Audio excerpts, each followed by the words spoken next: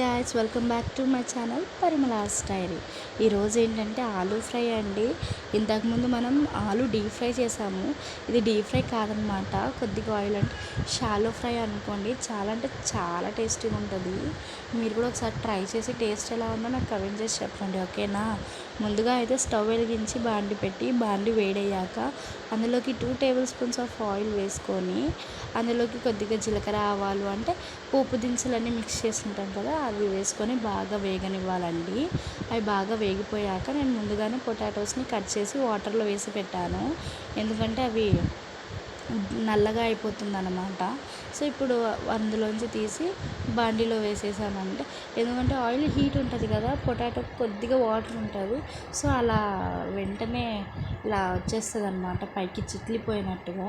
So లో ఫ్లేమ్లో పెట్టుకొని వేసేసేయండి. వేసిన వెంటనే కలిపేయండి, ఎందుకంటే బాండీకి అంటుకుపోతుంది అనమాట. అవి తొందరగా మగ్గడం కోసం అని చెప్పేసి నేను చిటికినంత పసుపు అండ్ అలాగే కొద్దిగా ఉప్పు వేసి బాగా కలిపానండి.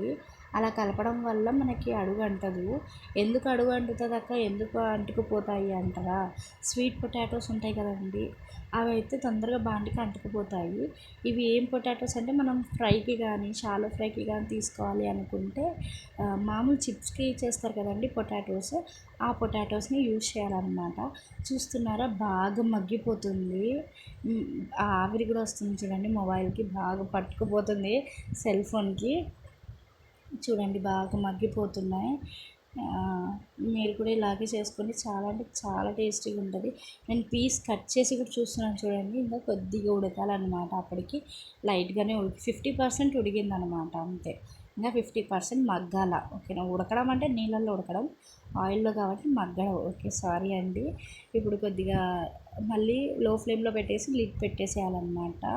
మూతేసేసి బాగా కలుపుకోండి. చాలా అంటే చాలా టేస్టీగా ఉంటుందండి.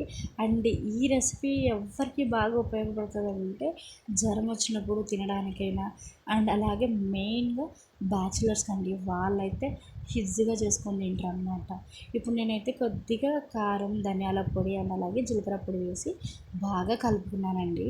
మీకు కావాలంటే గరం మసాలా పౌడర్ కూడా వేసుకోవచ్చు, ఒక స్పూను. బాగా కలిపాను కదండి, చూడండి చాలా అంటే చాలా టేస్టీగా ఉంటుంది. మీరు కూడా ఒకసారి ట్రై చేసి టేస్ట్ ఎలా ఉందో నాకు కమెంట్ చేసి చెప్పండి, ఓకేనా. అండ్ అలాగే please like, share and subscribe to my channel Parimala's diary అండి. ఫైనల్గా మా అక్క వచ్చి టేస్ట్ చేస్తానని చెప్పింది. చూడండి, తను టేస్ట్ చేసి చాలా బాగుందని చెప్పిందండి.